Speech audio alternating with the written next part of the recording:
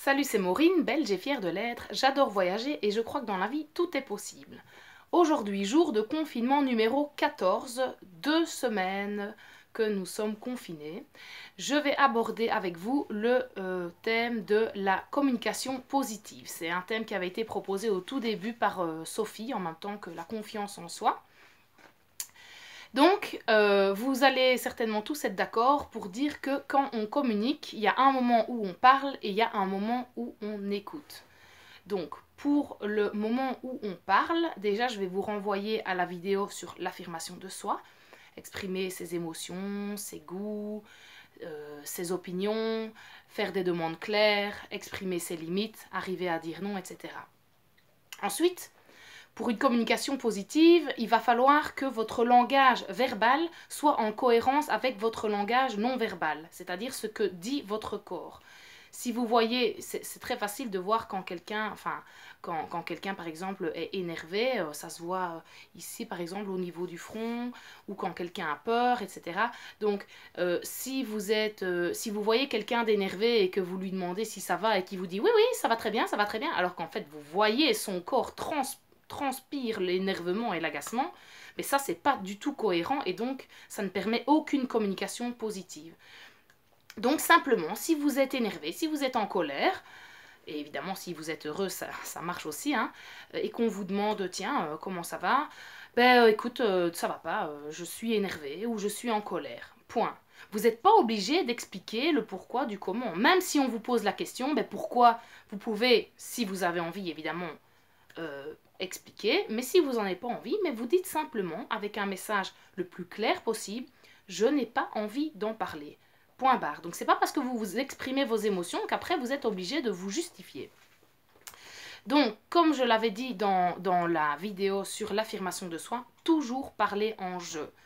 Vous êtes le témoin de votre propre vie, de votre propre perception du monde, et il n'y a que vous qui comprenez le monde comme vous le comprenez.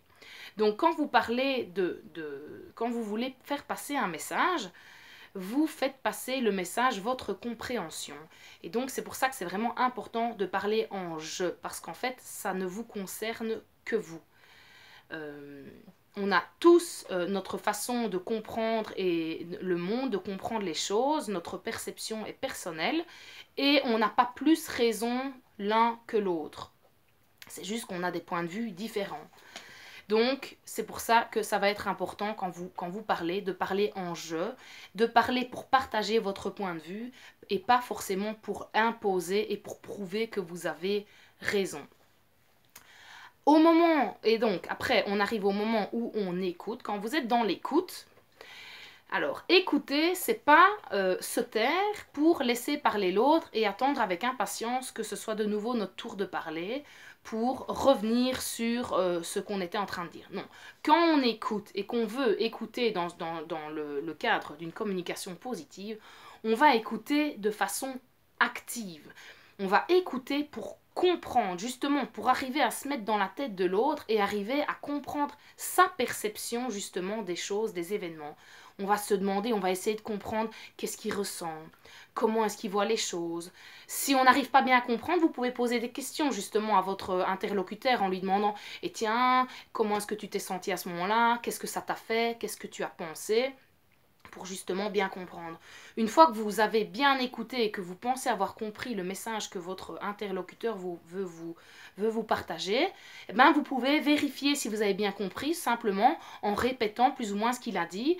Donc vous allez dire, bon ben, donc si j'ai bien compris, quand il y a eu tel et tel truc, ça t'a mis en colère parce que tu t'es senti blessé de ta ta ta. Et là, vous allez voir si en effet vous avez bien compris ou pas. Donc, écouter pour comprendre. Écouter pour comprendre, ça ne veut pas dire que vous devez adopter le point de vue de l'autre. Ça ne veut pas dire que vous devez être d'accord et trouver que la personne a raison.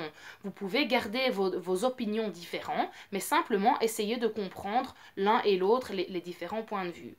Quand on écoute justement pour comprendre ce que l'autre veut nous transmettre, pour comprendre son point de vue, et qu'on reste ouvert justement au fait qu'il n'y a pas que notre idée qui compte, qu'il n'y a pas que nous qui avons raison, eh ben, En écoutant de cette façon-là, vous allez peut-être pouvoir regarder les choses sous un nouvel angle et apprendre de nouvelles choses.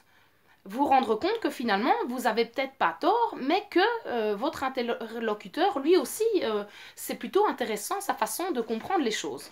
Donc vous avez tout à gagner à écouter quelqu'un, même s'il n'a pas le même avis que vous, de façon à le comprendre. Et après, ben, si vous trouvez que voilà, vous n'êtes pas d'accord, vous n'êtes pas obligé d'adopter son avis. Donc, quand vous écoutez votre interlocuteur aussi, évitez de ramener toujours tout à vous. Hein. Ça, c'est typiquement humain. Il y a le matin, tu te lèves, ton partenaire... non, tu dis à ton partenaire, oh, j'ai fait un drôle de rêve cette nuit. Et là, il répond, oui, moi aussi, j'ai rêvé que. Et en fait, vous étiez dans la position où vous voulez partager un message et vous vous retrouvez dans la position où vous devez écouter le message de l'autre. Donc, on arrête de ramener à soi on se met dans la position d'écoute. On arrête de donner des conseils et des solutions, surtout si la personne ne vous a rien demandé.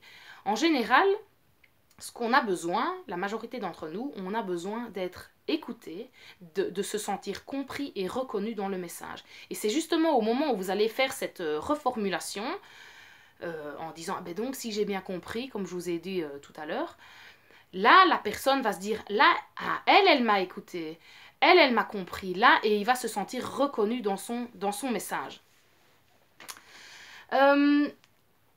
Donc il y a aussi des situations où vous allez être en position d'écoute et que on va peut-être vous faire une critique. Ça arrive, hein, ça arrive évidemment, les critiques. Là, vous faites la même chose. Essayez d'abord de comprendre le point de vue de la personne, parce qu'une critique, ça peut être justement quelque chose qui va vous aider à vous améliorer, qui va vous aider peut-être à apprendre de nouvelles choses. Donc ne pas se fermer, restez ouvert, essayez de comprendre ce que la personne veut vous faire comprendre, essayez de comprendre ce qui se passe dans sa tête, et ensuite décider si vous êtes d'accord avec elle ou pas, et si vous décidez de changer vos comportements ou pas. Maintenant, si vous êtes face à une critique non constructive, du style purée, t'as vu ta tête, tu ressembles à rien, ou c'est quoi ça pour une coupe de cheveux, t'as l'air d'un clown avec des habits pareils, des trucs comme ça, ben là, évidemment, c'est quelque chose qui n'est absolument pas constructif, mais surtout vous ne tombez pas le piège de commencer à vous justifier, de vous défendre, non. Et vous ne tombez pas dans le piège de vous abaisser à répondre avec une autre critique non constructive, mais vous prenez quand même le temps de répondre à cette question, à cette critique, en disant « Ah, tu trouves que mes cheveux, ma coiffure ne ressemble à rien ?» Bah écoute, c'est ton avis, hein, ça te regarde. Moi, personnellement, j'aime bien, et c'est tout. Voilà, et vous laissez passer. Voilà, ça c'est un petit peu pour la communication positive. Parler et écouter de façon positive. J'ai pas abordé le fait de comment formuler une critique, j'ai parlé de comment accueillir une critique, mais je n'ai pas parlé de comment formuler une critique. Si ça intéresse quelqu'un, ben vous me faites signe, hein, et je me ferai un plaisir de faire un commentaire par rapport à ça.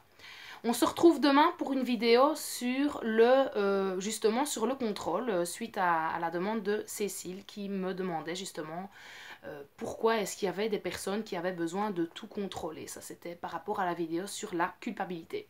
Je vous dis donc à demain, je vous souhaite une très bonne journée et à demain, donc comme j'ai déjà dit.